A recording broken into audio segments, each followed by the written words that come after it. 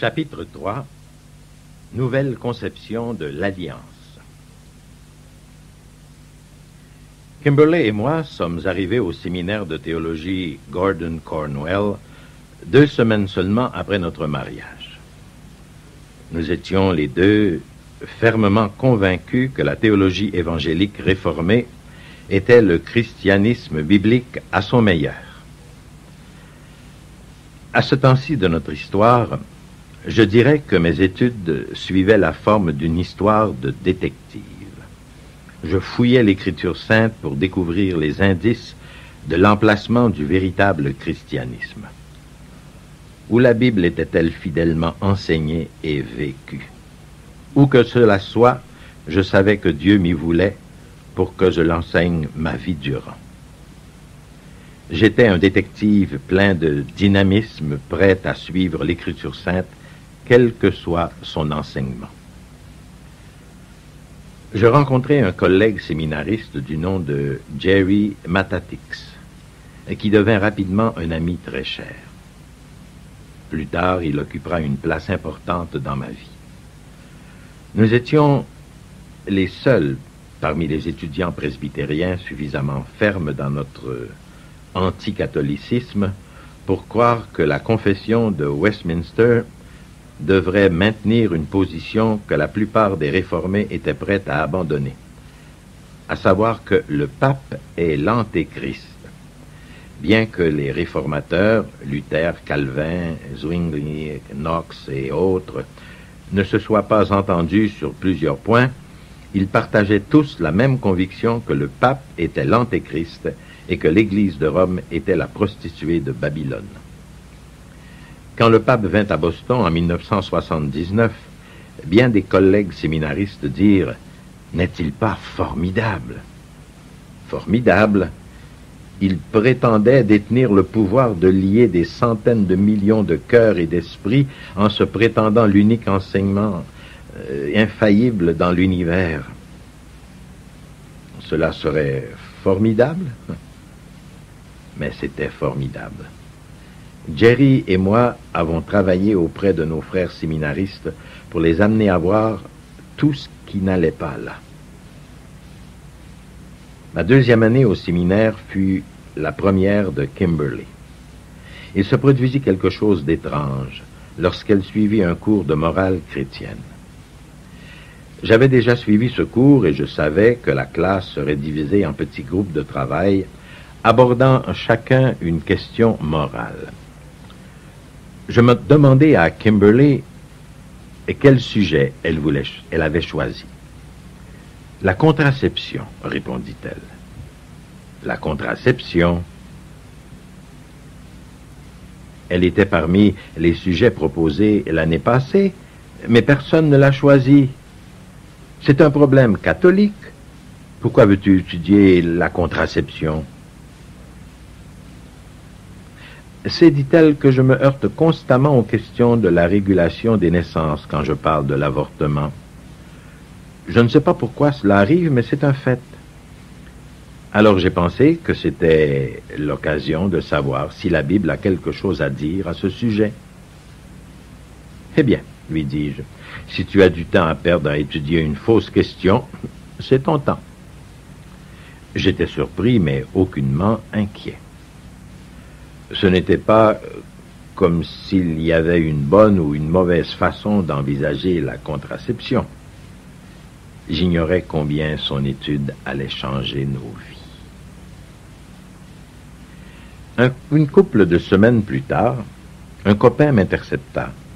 « As-tu parlé à ta femme au sujet de son étude sur la contraception? »« Pas vraiment, lui dis-je. Tu y gagnerais peut-être. Elle a trouvé des idées assez intéressantes sur le sujet. » Compte tenu du sujet, je me dis qu'il vaudrait peut-être mieux lui en parler. Je demandai à Kimberley ce qu'elle avait découvert d'intéressant concernant la contraception. Elle me rapporta qu'avant 1930, les églises chrétiennes étaient unanimes à soutenir que la contraception était mauvaise en toutes circonstances. J'opinai Il leur a peut-être fallu ce temps pour se débarrasser des derniers vestiges du catholicisme. Elle alla plus loin. Mais connais-tu les raisons qu'elles offraient pour s'opposer à la contraception? Leurs raisons étaient plus fortes que tu ne le penses. Je dus admettre mon ignorance de leurs raisons. Elle me demanda si j'accepterais de lire un livre à ce sujet. Elle me passa La régulation des naissances et l'alliance du mariage de John Kipley. J'étais un spécialiste de la théologie de l'alliance. Je croyais posséder tous les livres qui avaient le mot « alliance » dans leur titre. Aussi ma curiosité fut-elle piquée. J'observais la presse liturgique. Mais ce gars-là est un catholique, un papiste. De quel droit se permettait-il de piquer l'idée protestante d'alliance? J'étais curieux de voir ce qu'il avait à dire. Je me mis donc à sa lecture. Puis je me suis dit, ce n'est pas juste. Ce n'est pas possible. Ce gars-là a du bon sens.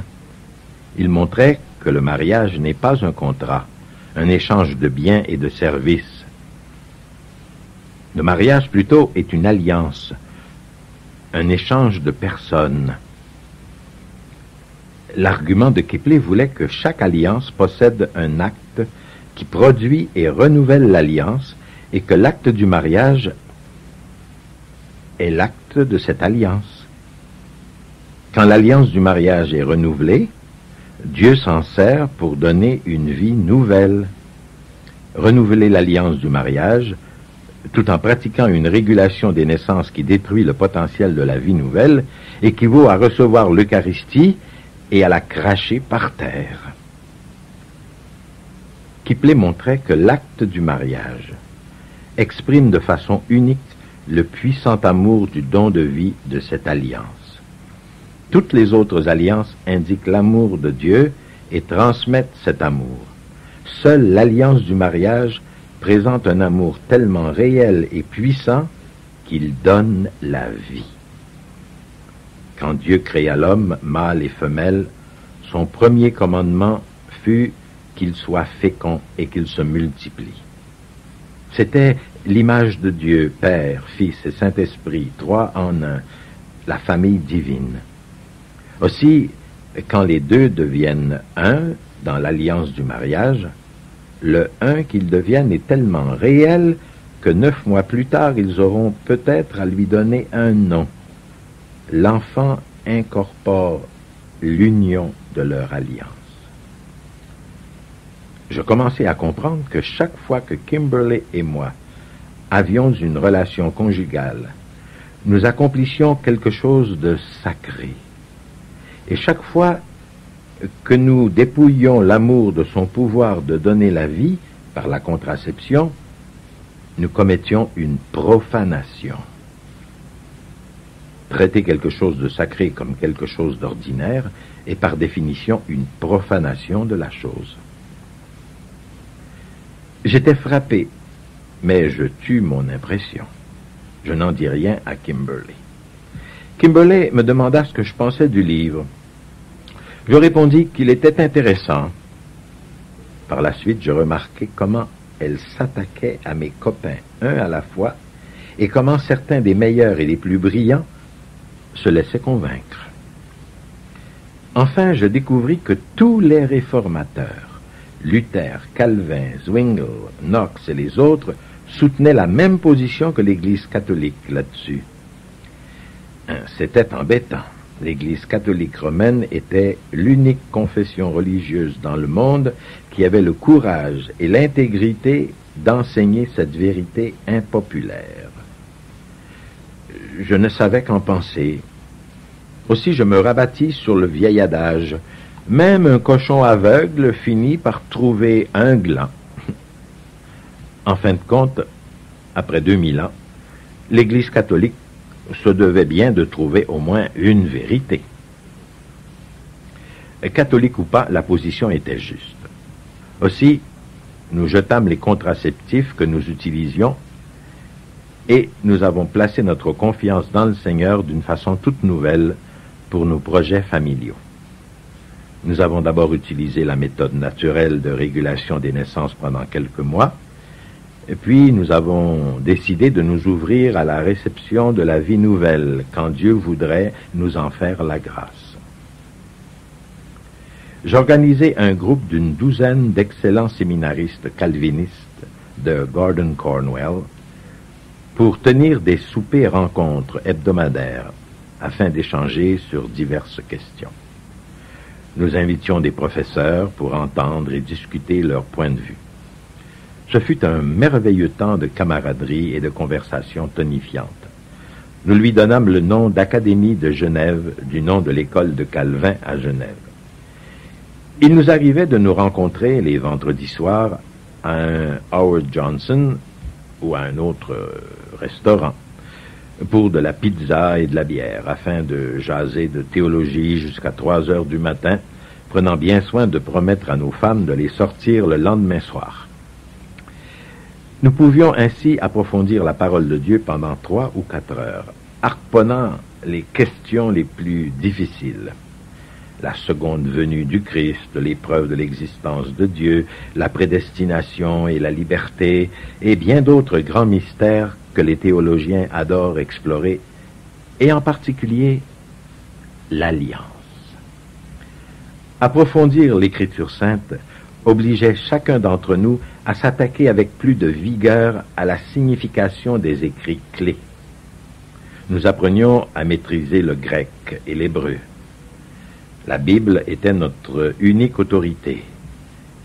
Ces habiletés nous permettaient de plonger directement dans l'Écriture sainte, grâce au grec et à l'hébreu.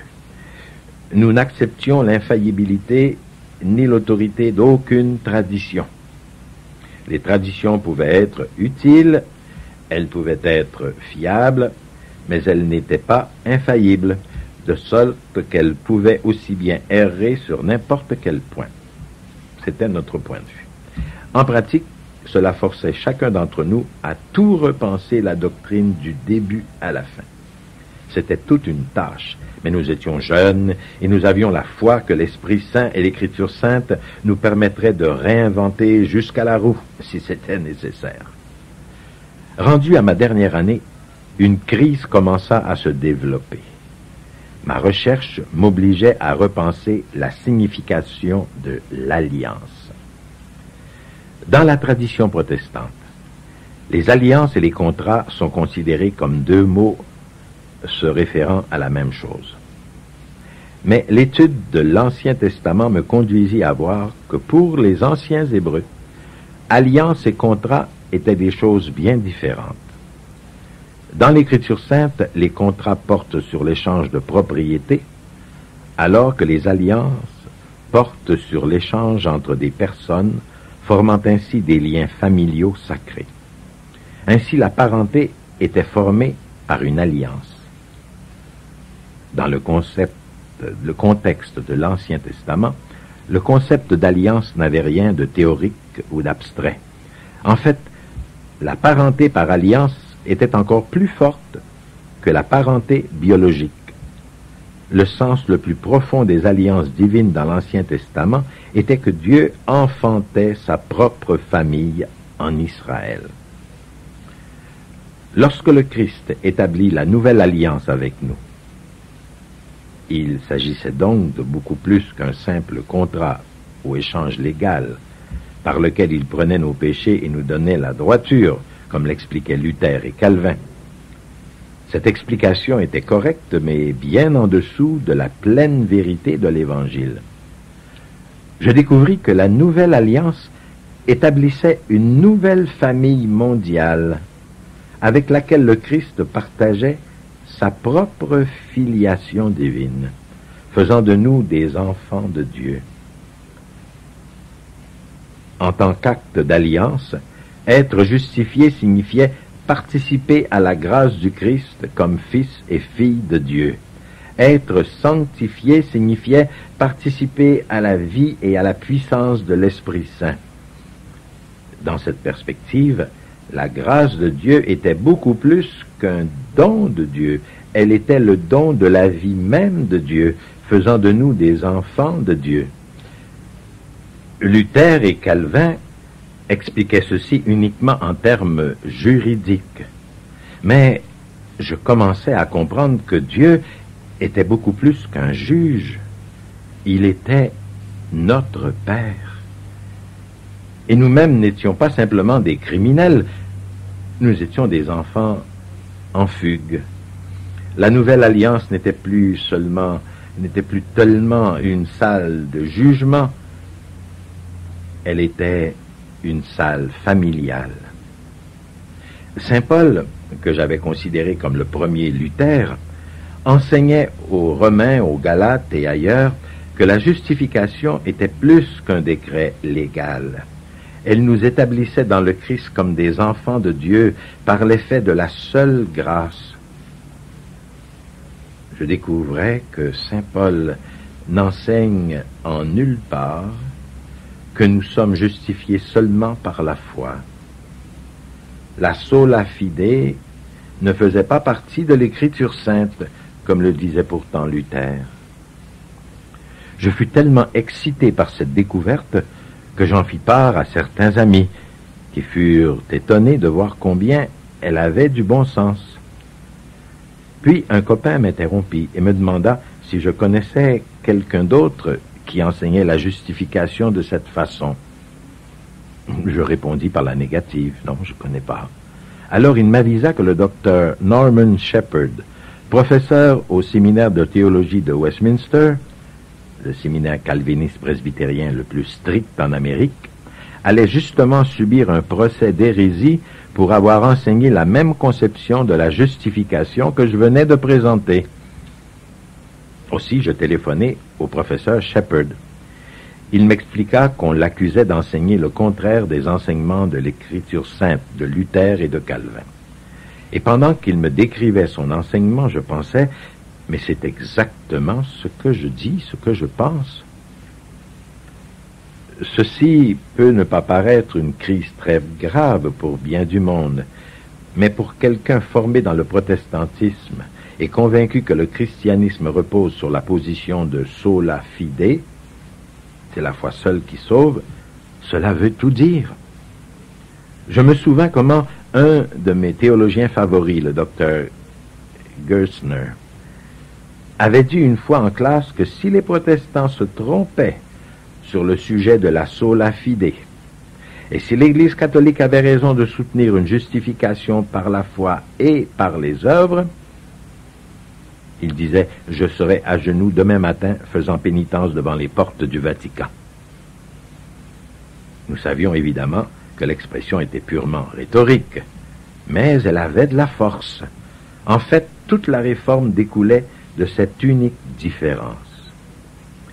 Luther et Calvin ont souvent dit que cet article était celui sur lequel l'Église tenait ou s'écroulait.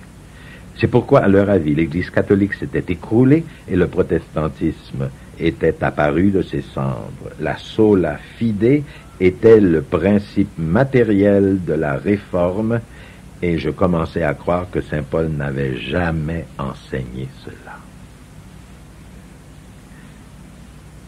Dans la lettre de saint Jacques, chapitre 2, verset 24, la Bible enseigne que un homme est justifié par les œuvres et non seulement par la foi.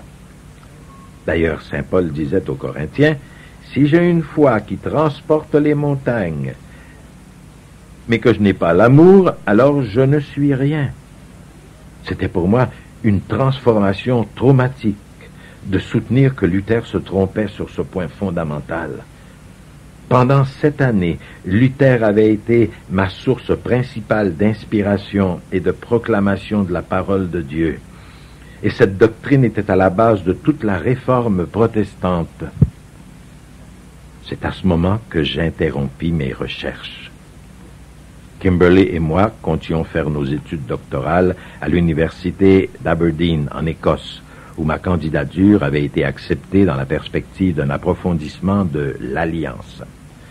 Voilà que nous découvrions avec joie que le Seigneur bénissait notre ouverture à la vie en nous envoyant notre premier enfant.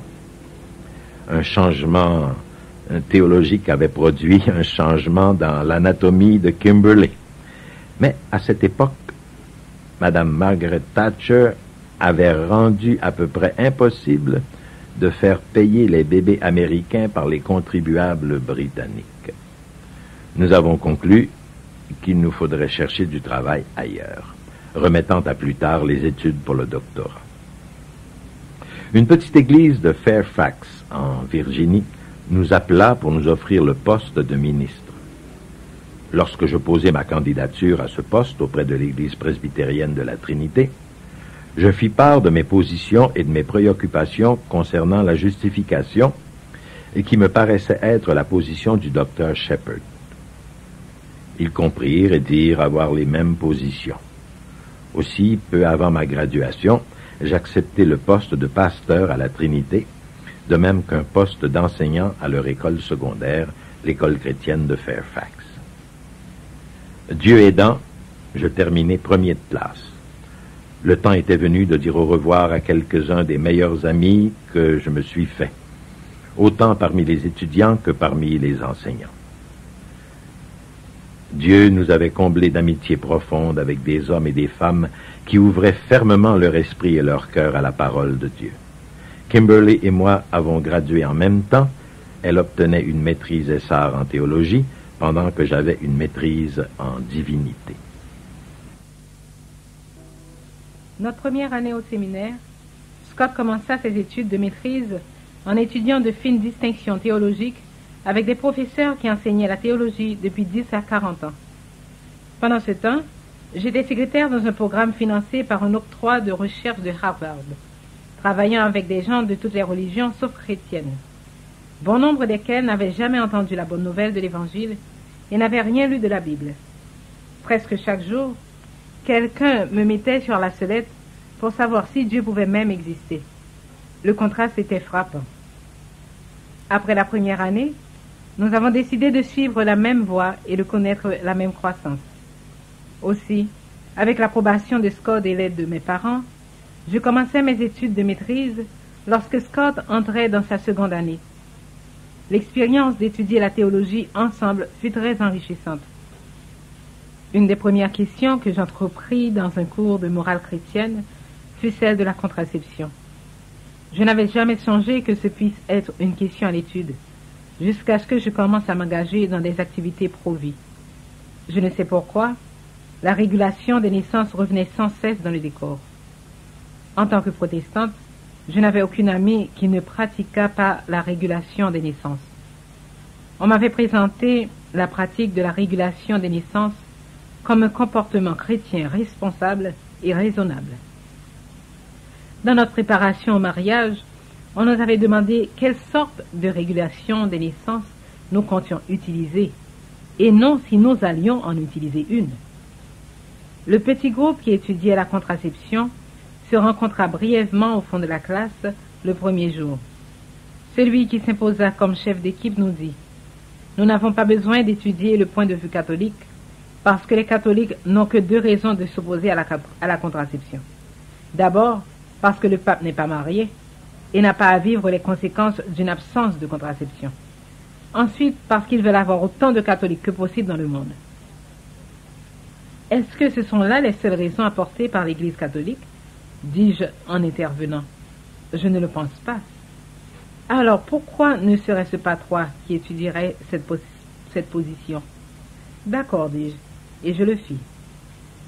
Premièrement, je considérais la nature de Dieu et comment les conjoints dans le mariage sont à son image.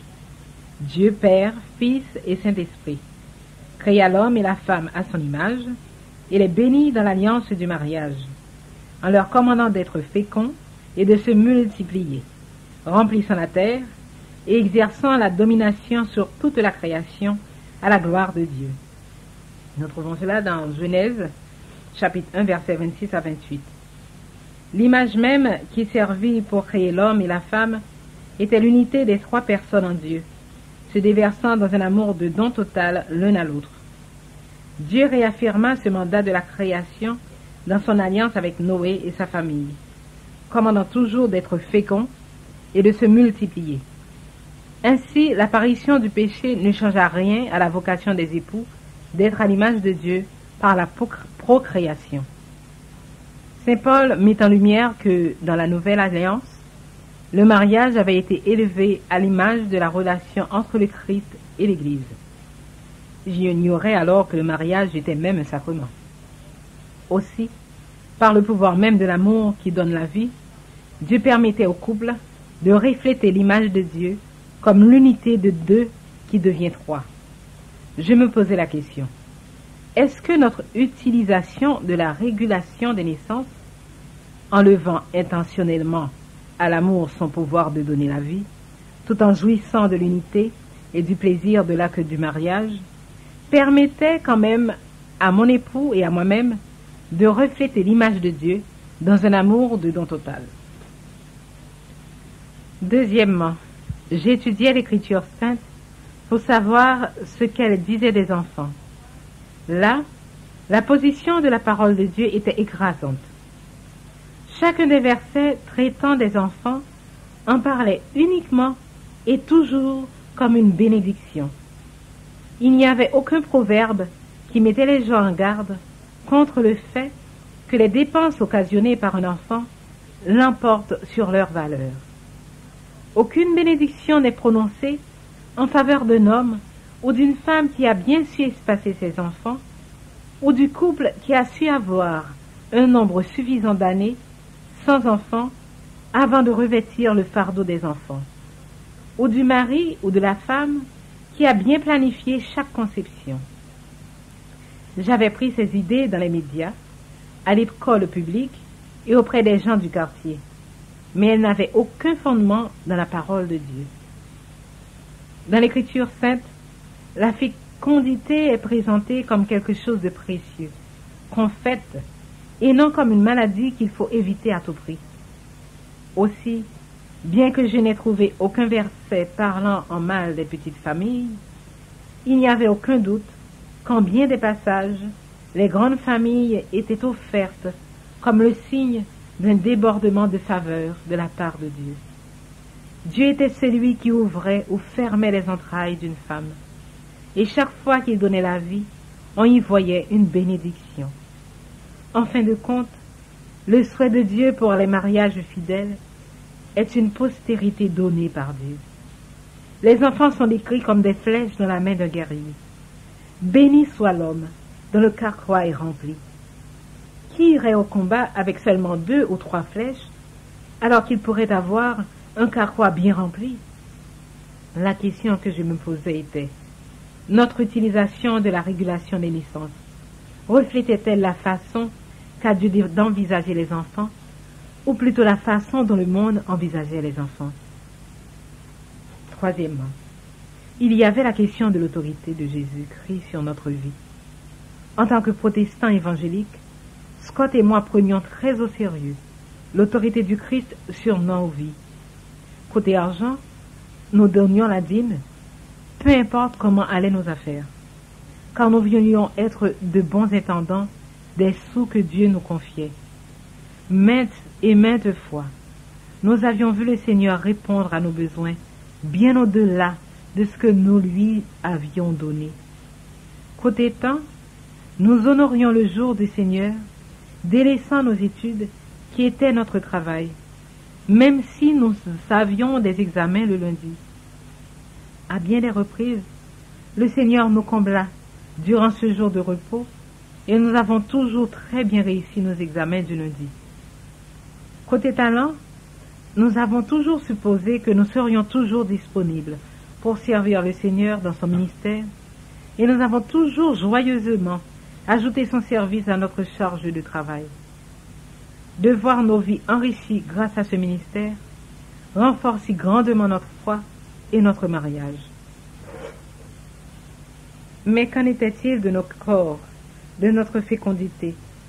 L'autorité du Christ devait-elle aller jusque-là?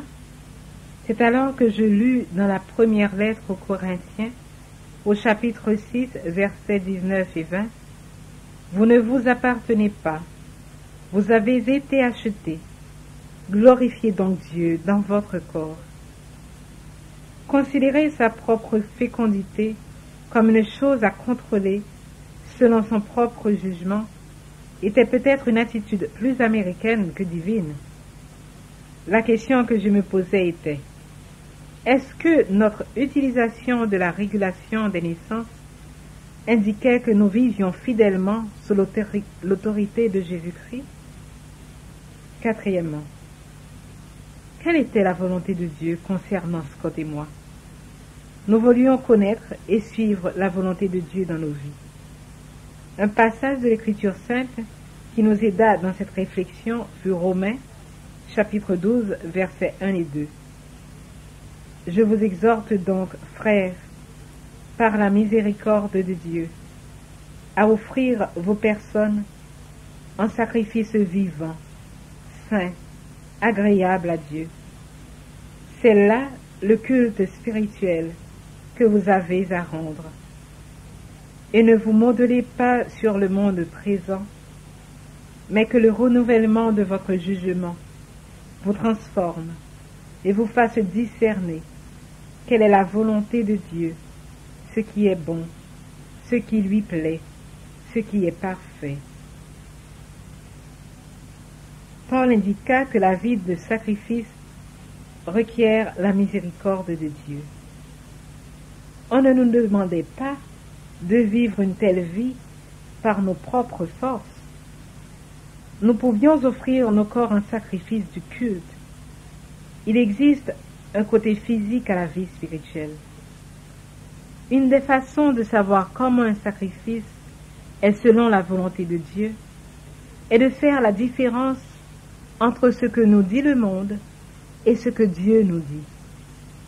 Pour cela, nous devons activement et sans cesse renouveler notre esprit au moyen de la parole de Dieu.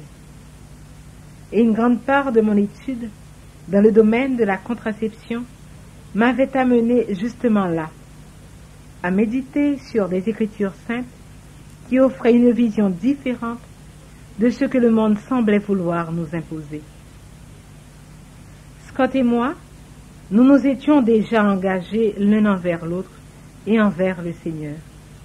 La question était donc, pouvions-nous faire confiance à Dieu du côté de la taille de notre famille, de l'espacement des enfants? Saurait-il ce que nous serions capables de réussir financièrement, émotionnellement et spirituellement? Aurait-il des ressources nécessaires pour nous permettre d'avoir plus d'enfants que nous pensions pouvoir avoir? Au fond, je savais ce que je combattais, la souveraineté même de Dieu. Dieu seul connaissait l'avenir et le meilleur moyen pour nous de construire notre famille avec les enfants Dieu donnés qu'il souhaitait tellement nous offrir. Il avait fait la preuve qu'il méritait notre confiance de bien d'autres façons. Je savais que je pouvais me fier à lui, de nous accorder la foi qu'il nous faudrait en lui confiant cette partie aussi de notre vie, de nous donner l'espérance que cette vision faisait partie de son plan de vie pour nous et de déverser son amour en nous et par nous dans toutes les âmes précieuses qu'il voudrait bien nous confier. Finalement, je connaissais bien des couples au séminaire qui avaient planifié l'arrivée de leurs enfants et avaient découvert que les plans de Dieu ne coïncidaient pas avec les leurs. Il nous fallait mettre une confiance radicale en lui dans le domaine de notre fécondité, sans utiliser la régulation des naissances. Si moi j'étais arrivée à cette conviction, il y avait cependant 2 personnes dans notre mariage, et je devais éveiller Scott à ses préoccupations et à ses questions. Quand Scott me demanda au souper un soir où en était mon étude de la contraception, je lui rapportais le plus que je pouvais. Puis je l'invitais à lire le livre de John Kipley, intitulé « La régulation des naissances et l'alliance du mariage ».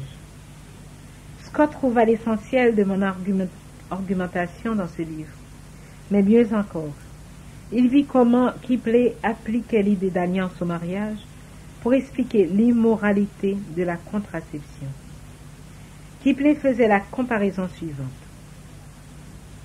De la même façon que dans la Rome ancienne, les gens banquetaient puis se retiraient dans un petit coin pour vomir leur nourriture afin d'éviter les suites de leurs actions, ainsi en va-t-il pour les époux qui festoient dans l'acte du mariage, tout en privant leur acte de renouvellement de l'alliance de son pouvoir de donner la vie. Les deux actions s'opposent à la loi naturelle et à l'alliance maritale. Dans la perspective de Kipling, représentant la position de l'Église catholique, le premier but ou sens de l'acte du mariage est la procréation. Quand un couple frustre délibérément ce but, il agit contre la loi naturelle. Il porte atteinte au renouveau de l'alliance propre à leur mariage, faisant mentir leur engagement de se donner totalement l'un à l'autre. Je comprenais enfin pourquoi l'Église catholique romaine s'opposait à la contraception. Mais qu'en était-il des méthodes naturelles de régulation des naissances? N'était-elle pas simplement une régulation des naissances catholiques?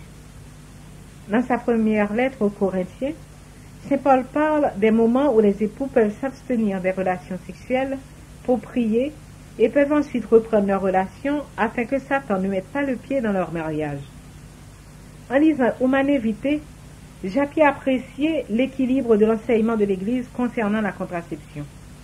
Il y avait une façon divine d'exercer l'acte du mariage et d'être prudent dans des circonstances sérieuses, par l'utilisation de la continence en période de fécondité mutuelle. Comme dans le cas de la nourriture, il peut y avoir des moments où le jeûne est utile. Pareillement, on pouvait jeûner de l'acte du mariage, pour des raisons droites reconnues dans la prière. Évidemment, sauf en cas de miracle, on pourrait à peine survivre en jeûnant tout le temps. De la même façon, les méthodes naturelles de régulation des naissances étaient une prescription pour périodes difficiles et non la vitamine de tous les jours pour le bien de la santé. Un jour qu'à la bibliothèque, j'avais expliqué tout ceci à un collègue séminariste qui était célibataire, il demanda: « Alors Kimberly, Scott et toi avez-vous abandonné la régulation des naissances? » « Non, pas encore. »« Tu semblais pourtant convaincu que c'est mal. » Je le compterai avec cette histoire. As-tu déjà entendu l'histoire du poulet et du cochon du fermier Lebrun qui se disaient combien ils étaient chanceux d'avoir un si bon maître? Je crois que nous devrions faire quelque chose de spécial pour le fermier Lebrun, dit le poulet. À quoi penses-tu? Demanda le cochon. Nous pourrions lui offrir un déjeuner aux œufs et au jambon, suggéra le poulet. Peut-être bien, répondit le cochon. Mais pour toi, ce n'est qu'un cadeau. Pour moi, c'est un don total. Terry, j'apprécie ta position, mais l'obéissance dans ce domaine comprend un bien plus gros risque pour moi que pour toi qui es un homme célibataire. Après qu'il eut accepté de prier pour Scott et moi, nous rentrâmes chacun chez nous. Quand Scott et moi en avons parlé, il fut aussi d'accord que la contraception n'était pas correcte. Il suggéra cependant que nous gardions les contraceptifs dans notre armoire au cas où nous changions d'idée. Ça me semblait nous laisser une trop forte tentation de lâcher nos convictions. Aussi, avons-nous jeté nos moyens de contraception et mis une confiance plus profonde en Dieu pour la gérance de notre vie et de notre fécondité. Durant nos années au séminaire, Scott et moi avions bien des occasions d'étudier la théologie ensemble, de nous encourager, de nous stimuler et de nous inviter au défi de la foi, de même qu'avec nos amis. La plupart du temps, nos études en théologie ne remettaient pas en question ce que nous croyions, contrairement à la question de la contraception. Elles nous permettaient surtout l'approfondissement de notre connaissance et de notre appréciation des fondements de notre vie, à une notable exception près. était-il valide d'affirmer que nous étions justifiés par la foi seulement? Nous avons graduellement acquis la conviction que Martin Luther avait laissé ses convictions théologiques l'emporter sur l'écriture sainte qu'il prétendait préférer à l'obéissance à l'Église catholique. Il soutint qu'une personne n'est pas justifiée par la foi produisant des œuvres d'amour, mais qu'elle est justifiée par la foi seule. Il osa même ajouter le mot « seul » après le mot « justifié » dans sa traduction allemande de l'Épître aux Romains et traita l'Épître de Saint Jacques d'une épître de paille parce qu'elle déclare explicitement « car nous ne sommes pas justifiés par la foi seule ». Encore une fois, à notre étonnement, l'Église catholique avait raison sur un point crucial. La justification signifiait devenir un enfant de Dieu et être invité à vivre comme un enfant de Dieu, fidèle, œuvrant dans l'amour. Éphésiens 2, 8 à 10 précisait que la foi que nous devons avoir est un don de Dieu, ne venant pas de nos œuvres, de sorte que personne ne pouvait en tirer orgueil, et que cette foi nous permettait d'accomplir les bonnes œuvres que Dieu nous demande de faire. La foi était simultanément un don de Dieu et notre réponse obéissante à la miséricorde de Dieu. Protestants et catholiques pouvaient s'entendre sur le fait que le salut est le produit de la grâce seule. Comme je n'étais pas imprégné de théologie de la Réforme, le changement dans ma façon de considérer la justification ne me parut pas important. Il fallait la comprendre, mais j'avais l'impression que tout le monde devait reconnaître que nous sommes sauvés par la grâce seule, au moyen d'une foi œuvrant dans l'amour. Et si j'avais eu assez de temps pour expliquer ma croyance, aucun de mes amis ne m'aurait alors traité de catholique. Pour Scott, cependant, ce virage théologique prenait des proportions sismiques qui auraient plus tard des conséquences majeures dans notre vie. Alors que nous arrivions à la fin de notre dernière année à Gordon Conwell, nous avons découvert que le Seigneur nous avait enfin fait le cadeau d'un enfant. Bien que ceci changeât nos projets d'étudier en Écosse, nous étions ravis de savoir que la volonté de Dieu comportait la présence de cet enfant dans nos vies. Je savais maintenant que tout ce que mon cœur et mon esprit avaient appris au séminaire, je pourrais le donner et l'enseigner au petit être que je portais sous mon cœur. J'avais une profonde perception de m'accomplir, progressant dans ma vocation maritale à la maternité. Après la collation de grade, Scott et moi avions le sentiment d'être envoyés par Dieu vers les gens auprès de qui il nous voulait en Virginie. Chapitre 4e. Enseigner et vivre l'alliance en famille.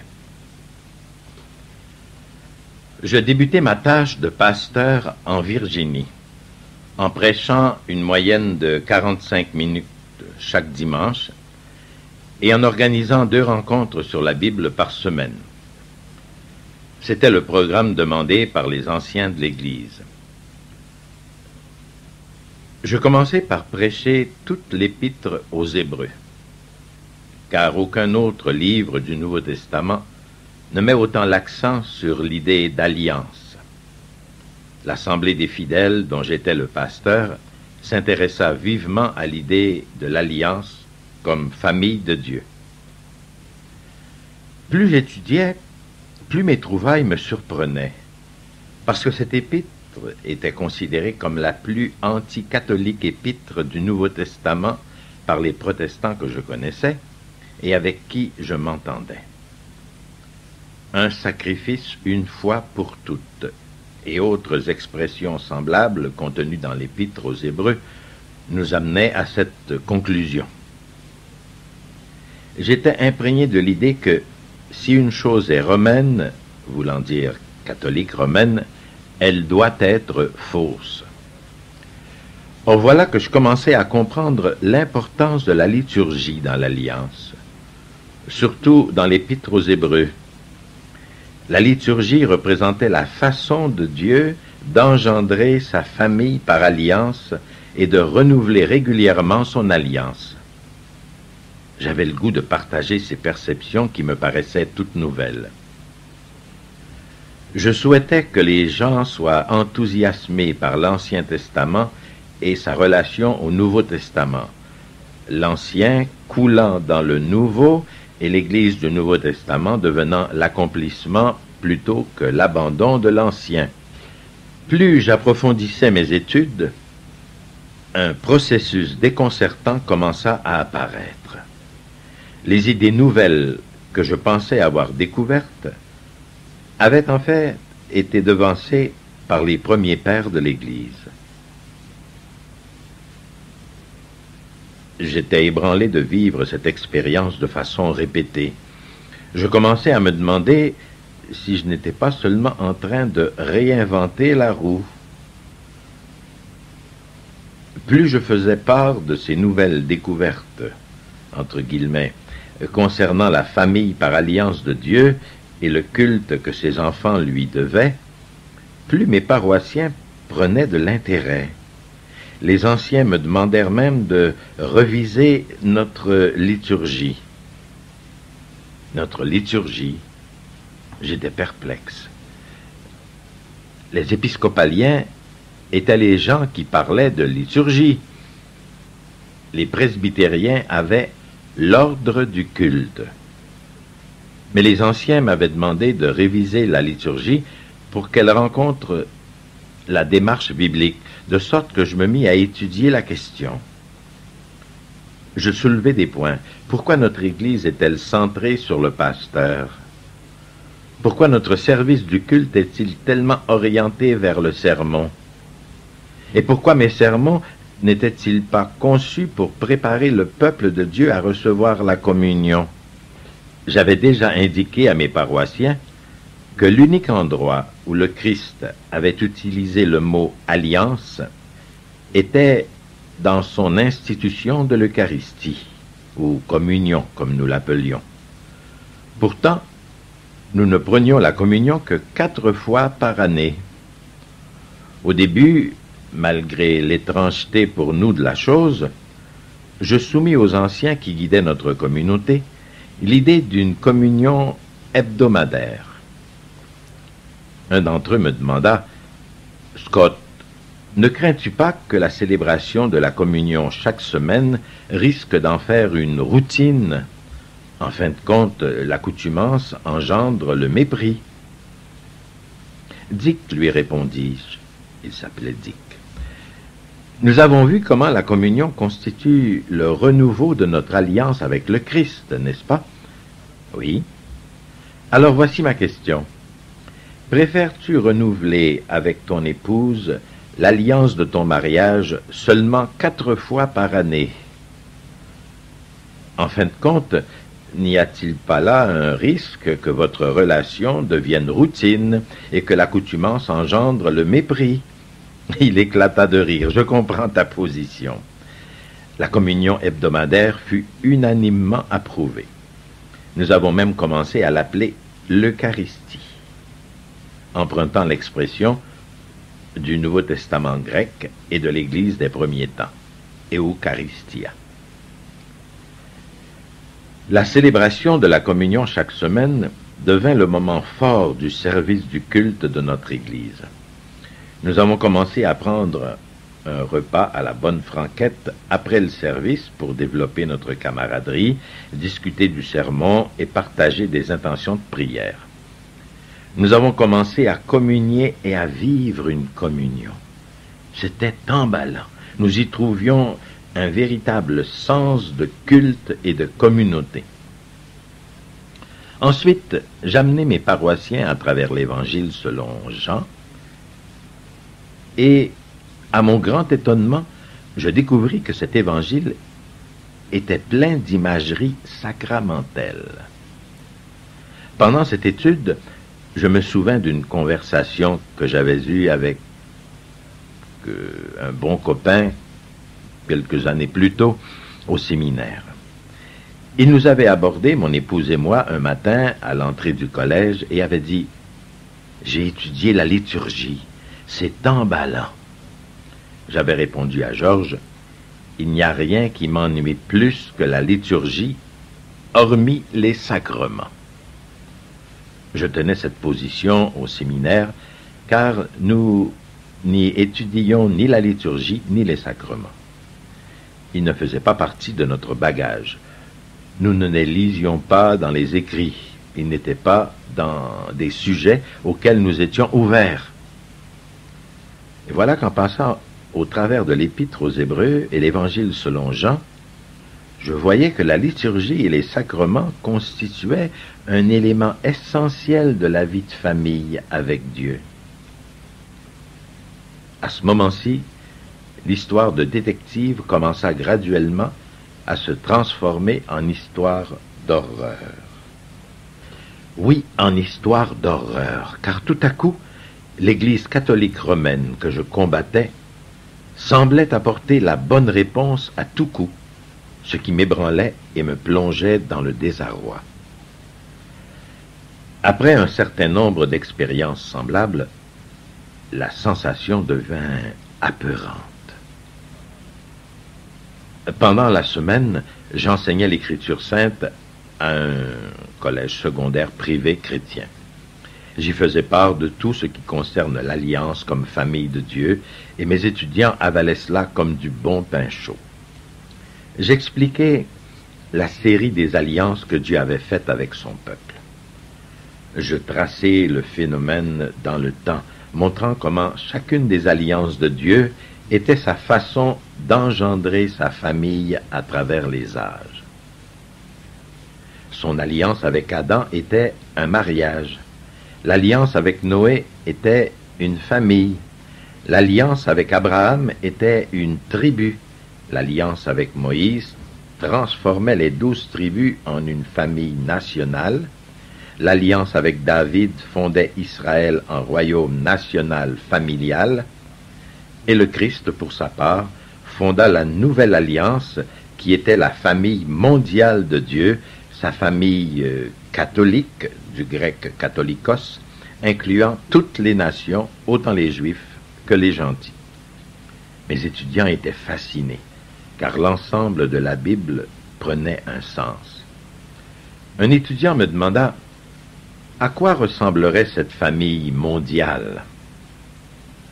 Je dessinai une grande pyramide sur le tableau, expliquant « Elle serait comme une famille étendue qui recouvrirait le monde entier, avec une image du Père à chaque niveau désigné par Dieu pour administrer son amour et sa loi auprès de ses enfants. » Un de mes étudiants catholiques dit tout fort « Mais cette pyramide ressemble étrangement à l'Église catholique avec le pape au sommet. » « Pas du tout, répliquai-je aussitôt. Ceci est plutôt l'antidote au catholicisme. » Je le croyais vraiment, ou du moins j'essayais de le croire. D'ailleurs, le pape est un dictateur, il n'est pas un père. Et l'étudiant de dire « Mais pape veut dire papa, père. » Non, ça ne veut pas dire cela, corrigeai-je aussitôt. Oui, cela veut dire cela, répondirent les étudiants en chœur. Bon, les catholiques avaient visé juste encore une fois. Je savais l'admettre, bien que ça m'effrayât. J'ignorais ce qui allait suivre. Durant le repas du midi, une des meilleures étudiantes vint me voir. Elle représentait un petit groupe d'étudiants au fond de la classe, et elle m'annonça « Nous avons voté, et nous sommes unanimes. Nous pensons que vous allez devenir un catholique romain. » Je ris nerveusement. C'est fou. Des frissons me passaient le long de la colonne vertébrale. Elle sourit avec assurance, se croisa les bras et retourna s'asseoir à sa place. J'étais encore sous le coup de l'événement quand j'arrivai à la maison dans l'après-midi. Je dis à Kimberly, « Tu ne devineras jamais ce que Rebecca m'a dit aujourd'hui. Elle m'a annoncé qu'un groupe d'étudiants avait voté et décidé que j'allais devenir un catholique romain. Peux-tu imaginer quelque chose de plus absurde? » Je m'attendais à ce que Kimberly éclate de rire avec moi. Elle me regarda seulement, sans expression, et me demanda, « Alors, vas-tu le devenir? » Je n'en croyais pas mes oreilles. Comment pouvait-elle croire aussi facilement que je puisse trahir la vérité de l'Écriture sainte et de la Réforme? J'avais l'impression qu'on me plongeait un poignard dans le dos. Je bégayai. « Mais comment peux-tu dire cela, toi? C'est une trahison de ta confiance en moi comme pasteur et enseignant. Catholique, j'ai été nourri des Écritures de Martin Luther. Que veux-tu dire? » Je te pensais très anticatholique et fidèle aux principes de la Réforme, me dit Kimberly, mais ces derniers temps, tu parles tellement de sacrements, de liturgie, de typologie et d'Eucharistie. Et elle ajouta alors une parole que je n'oublierai jamais. Il m'arrive parfois de penser que tu es Luther à rebours. Luther à rebours. Je ne pouvais rien répondre. J'allais m'enfermer dans mon bureau et m'effondrer sur ma chaise en tremblant.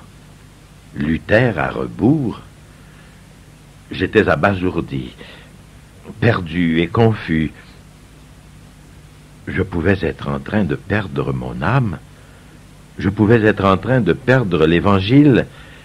J'avais toujours voulu être l'esclave de la parole de Dieu, et il me semblait l'être. Mais où cela m'amenait-il? Luther à rebours, ces mots résonnaient dans ma tête. Il ne s'agissait plus d'une simple spéculation théologique. Quelques semaines plus tôt, Kimberly avait donné naissance à notre fils, Michael. Je n'oublierai jamais la sensation de devenir père pour la première fois. En regardant mon fils, je prenais conscience que le pouvoir de donner la vie de l'Alliance était plus qu'une théorie. En le portant dans mes bras, je m'étais demandé à quelle église il allait appartenir, lui et ses enfants et ses petits-enfants. En fin de compte, j'étais pasteur d'une église presbytérienne qui s'était détaché d'un groupe lui-même séparé, l'église presbytérienne orthodoxe, lui-même le produit d'une autre division, l'église presbytérienne des États-Unis. Tout ceci en dedans d'un siècle. Nous ne nous appelions pas les P séparés pour rien. En étant responsable de l'éducation de ma propre famille, j'éprouvais un besoin d'unité de la famille de Dieu, plus profond que jamais auparavant. Je priais Dieu pour le bien de ma famille et la sienne, pour qu'il m'aide à croire, à vivre et à enseigner sa parole, quel qu'en soit le prix. Je voulais garder mon cœur et mon esprit totalement ouverts à l'Écriture sainte et à l'Esprit Saint et à toutes les sources qui me permettraient d'entrer plus avant dans la parole de Dieu. Pendant ce temps, j'étais aussi employé comme enseignant à temps partiel dans un séminaire presbytérien local. Le sujet de mon premier cours était l'Évangile selon Jean, dont je traitais aussi dans une série de sermons à l'Église. Dans mes études, j'étais toujours quelques chapitres en avance sur mes sermons. Lorsque j'arrivai dans ma préparation au 6e chapitre de l'Évangile, je passai des semaines à étudier avec soin les versets suivants. Jean 6, 52 à 68. Sur quoi les Juifs se mirent à discuter violemment entre eux. Comment celui-là peut-il nous donner sa chair à manger? Jésus leur dit alors, en vérité, je vous le dis, si vous ne mangez pas la chair du Fils de l'homme, et si vous ne buvez pas son sang, vous n'aurez pas la vie en vous. Celui qui mange ma chair et boit mon sang a la vie éternelle, et moi je le ressusciterai au dernier jour. Car ma chair est une vraie nourriture, et mon sang une vraie boisson. Celui qui mange ma chair et boit mon sang demeure en moi, et moi en lui. Et comme le Père qui est vivant m'a envoyé, et que je vis par le Père, ainsi celui qui me mangera vivra par moi. Tel est le pain qui est descendu du ciel. Il est bien différent de celui que vos pères ont mangé. Ils sont morts, eux, mais celui qui mangera du pain que voici vivra pour l'éternité. Dès lors, beaucoup de ses disciples s'en retournèrent et cessèrent de faire route avec lui. Alors Jésus dit aux 12, « Et vous, ne voulez-vous pas partir ?» Simon-Pierre lui répondit, « Seigneur, à qui irions-nous? Tu as les paroles de la vie éternelle. » Je songeai aussitôt à ce que mes professeurs m'avaient enseigné et que j'enseignais à ma congrégation, voulant que l'Eucharistie soit uniquement un symbole sans doute profond, mais uniquement un symbole.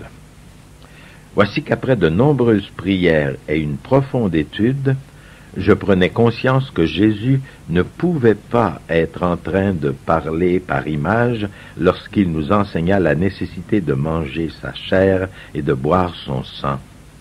Les Juifs, dans son auditoire, n'auraient pas été outragés et scandalisés par un simple symbole. D'ailleurs, s'ils avaient mal compris Jésus en le prenant au pied de la lettre, alors qu'il aurait eu un sens imagé, il aurait pu facilement clarifier ce point. Comme beaucoup de ses disciples cessèrent de suivre le Christ par suite de cet enseignement, il aurait été dans l'obligation morale de leur expliquer qu'il s'agissait uniquement de termes symboliques. Mais il ne le fit jamais. Et aucun chrétien pendant plus de 1000 ans n'a jamais nié la présence réelle du Christ dans l'Eucharistie. Il n'y avait pas de doute.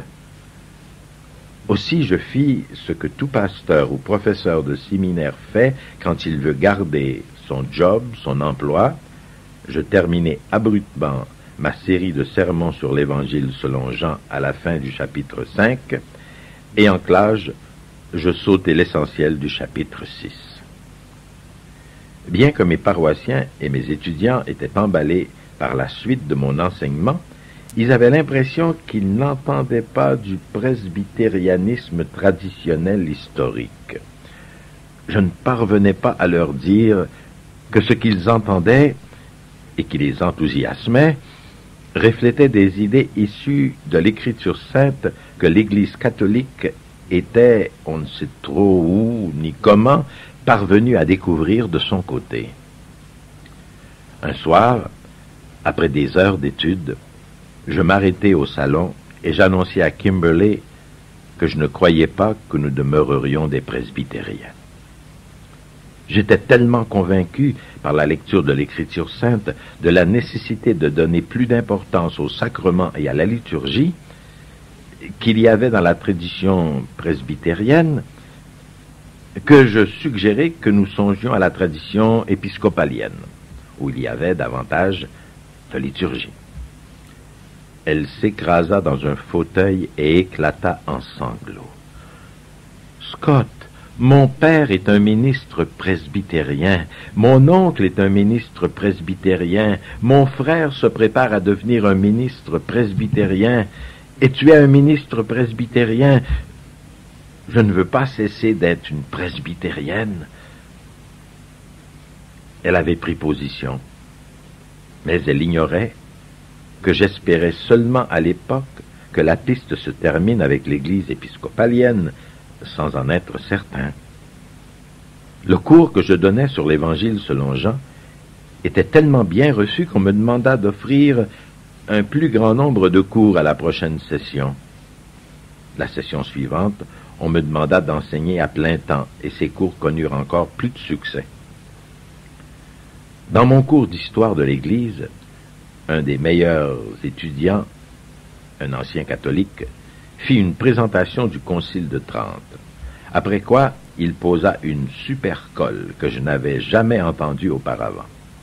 Il dit, « Monsieur Hahn, vous nous avez montré que la sola fide, la foi seule, n'est pas fondée sur l'Écriture sainte, qu'un cri de ralliement de la Réforme avait fait une fausse note dans son interprétation de Paul. Comme vous le savez, l'autre cri de ralliement de la Réforme était la sola scriptura, que la Bible seule est notre autorité plutôt que le pape, les conciles de l'Église ou la tradition. Ou, monsieur le professeur, la Bible enseigne-t-elle que l'Écriture seule est notre seule autorité? Je le regardai et sentis une sueur froide m'envahir. Jamais auparavant je n'avais entendu cette question. Au séminaire, j'avais la réputation d'être un moucheron socratique, posant les questions agaçantes, mais jamais celle-ci ne m'était venue à l'esprit. Je répondis ce que répond un professeur pris en défaut. Voilà une question stupide. Dès que ces paroles eurent quitté ma bouche, je m'arrêtai net, car je m'étais promis qu'en tant qu'enseignant, je ne répondrais jamais ça à une question d'étudiant. Mais l'étudiant n'était pas intimidé. Il savait que la question n'était pas stupide. Il me regarda droit dans les yeux et dit, « Alors, donnez-moi une réponse stupide. » Je dis, « D'abord, nous allons voir Matthieu 5, 17. Puis nous passons à 2 Timothée 3, 16, 17, qui dit « Toute écriture est inspirée de Dieu et profitable pour enseigner, pour réfuter, pour redresser, pour éduquer dans la justice, afin que l'homme de Dieu soit accompli, équipé pour toute bonne œuvre. » Et nous allons voir ce que Jésus dit de la tradition dans Matthieu 15. Sa réponse était profonde. « Mais, professeur, dit-il, Jésus ne condamnait pas toute tradition dans Matthieu 15. Il condamnait uniquement la tradition corrompue. Quand 2 Timothée 3, 16 parle de toute écriture, il n'est pas dit que l'écriture seule est profitable. La prière, l'évangélisation et bien d'autres choses sont essentielles. Que dire d'ailleurs de 2 Thessaloniciens 2,15. Oui, 2 Thessaloniciens 2,15, dis-je faiblement. Qu'est-ce juste qu'on ait dit? Et l'étudiant répondit, Paul dit aux Thessaloniciens, aussi mes frères, soyez fermes, et tenez bien aux traditions que nous avons enseignées, par la parole ou par écrit. Je rétorquai, tu sais, John, que nous sortons de notre sujet. Continuons dans celui-ci et je reviendrai sur l'autre la semaine prochaine. Je voyais qu'il n'était pas satisfait. Je ne l'étais pas non plus. Alors que je roulais en direction de chez moi par la route de contournement ce soir-là, je levai les yeux aux étoiles et gémis. Seigneur, que se passe-t-il? Où l'Écriture sainte enseigne-t-elle la sola scriptura, que l'Écriture seule suffit? Des 2 piliers qui soutenaient la révolte des protestants contre Rome, un était déjà tombé, la sola fide, la foi seule, suffit, et le second était ébranlé. J'étais terrifié. J'étudiais toute la semaine et je n'aboutis pas. Alors j'appelais des amis. Ça ne menait pas plus loin. Finalement, je téléphonai aux 2 meilleurs théologiens en Amérique, de même qu'à certains de mes anciens professeurs. Ceux que je consultai furent stupéfaits que je soulève une telle question. Ils furent de plus déconcertés que leurs réponses ne me satisfassent pas. À un des professeurs, je dis, je souffre peut-être d'amnésie, mais je semble avoir oublié les raisons pour lesquelles nous croyons que la Bible est notre unique autorité. Scott, voilà une question stupide. Alors donnez-moi une réponse stupide, répliquai-je. Scott, dit-il, on ne peut tout simplement pas démontrer la sola scriptura, la seule écriture seule, à partir de l'écriture sainte. La Bible ne déclare pas expressément qu'elle est l'unique autorité des chrétiens. En d'autres mots, Scott, la sola scriptura est essentiellement la croyance historique des réformateurs à l'encontre de la prétention catholique qu'il y a l'écriture sainte plus l'Église et la tradition. Pour nous, il s'agit d'un présupposé théologique, de notre point de départ et non d'une conclusion démontrée.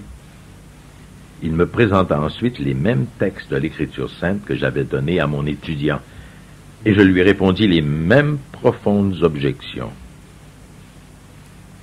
Qu'y a-t-il de plus? Je voulais le savoir. Scott, me dit-il, regarde ce qu'enseigne l'Église catholique. La tradition catholique est manifestement fausse. Elle est manifestement fausse, lui dis-je, mais où la notion de base d'une tradition est-elle condamnée dans l'Écriture? De plus, qu'est-ce que Paul voulait dire quand il demanda aux Thessaloniciens de tenir fermement à la tradition écrite ou orale? Et je continuais à insister, n'est-ce pas ironique? Nous insistons que les chrétiens ne peuvent croire que ce que la Bible enseigne, mais la Bible n'enseigne pas qu'elle est la seule autorité. Je demandai à un autre théologien, quel est pour toi le pilier et fondement de la vérité? Il répondit, la Bible, évidemment.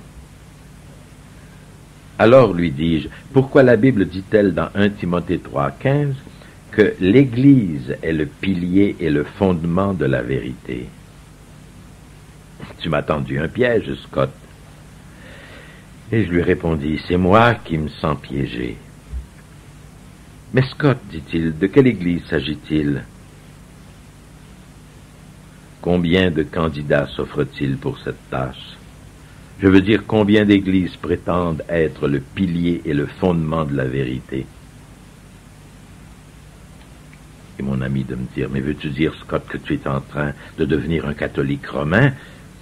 J'espère bien que non, lui répondis-je. Je sentais le sol bouger, comme si quelqu'un tirait le tapis de sous mes pieds.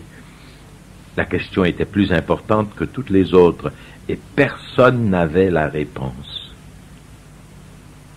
Peu après, le président du conseil de direction du séminaire m'invita au nom de tous les responsables à accepter le poste à plein temps de doyen du séminaire. Cette offre était fondée sur le fait que mes cours connaissaient un véritable succès et que les étudiants étaient très intéressés par ceux-ci. C'était le travail que j'avais rêvé décrocher à l'âge de 50 ans, et voilà qu'il m'était offert à 26 ans. Je ne pouvais lui expliquer ma décision, mais je déclinai son offre. Quand j'arrivai à la maison ce soir-là, je dus faire part de cette offre à mon épouse. Kimberly, il n'y a rien au monde que je préférerais faire que d'enseigner au niveau du séminaire. Mais je dois savoir que j'enseigne la vérité. Car un jour je me tiendrai devant le Christ et je devrai rendre compte de l'enseignement que j'aurai donné aux siens. Il ne me suffira pas de me cacher derrière les gens de ma religion et derrière mes professeurs. Je devrais être capable de le regarder dans les yeux et de lui dire « Seigneur, je leur ai enseigné ce que tu m'as enseigné dans ta parole. » Et, Kimberly, je ne suis plus certain de ce que c'est. Et je ne peux pas enseigner tant que je ne le saurai pas. Et je m'apprêtai à encaisser sa réponse. Elle répondit avec bonté. Voilà exactement ce que je respecte en toi, Scott. Mais ça veut dire que nous devrons mettre notre confiance dans le Seigneur pour trouver un autre emploi. Dieu la bénisse. Cette conversation amena une autre décision douloureuse. J'annonçai ma démission aux anciens de l'Église presbytérienne de la Trinité. Je n'avais alors aucune idée de ce que j'allais faire, mais je savais que je devais conserver mon intégrité. Je ne pouvais plus enseigner dans le rôle de pasteur tant que je ne verrais pas les choses plus clairement. Kimberly et moi, nous nous sommes confiés au Seigneur et nous avons prié pour savoir ce que nous allions faire. Tout ce que je savais est que je voulais croire, comprendre, enseigner et aimer ce que Dieu révélait par sa parole, quoi que ce soit. Notre arrivée en Virginie pourrait être décrite comme le conte des 4 saisons. Nous commençâmes avec l'été de nos rêves devenus réalité. Scott était ministre de l'Église presbytérienne de la Trinité, enseignant à l'école chrétienne de Fairfax, et une année plus tard, chargé de cours à l'Institut théologique Dominion. J'étais la femme du pasteur, comme je l'avais toujours désiré, et je devenais une maman pour la première fois. Scott prêchait et enseignait, déversant son cœur après de nombreuses heures d'études et de préparation, et j'étais heureuse de recevoir son enseignement. Nous avons formé de nouvelles amitiés et étions près d'amis du séminaire qui s'étaient retrouvés dans la région, ce qui facilitait d'autant plus notre ajustement au déménagement. Le 4 décembre 1982, Michael Scott naquit. Il transforma notre mariage. Toute notre vie prenait une signification plus profonde parce que nous voulions la partager avec lui.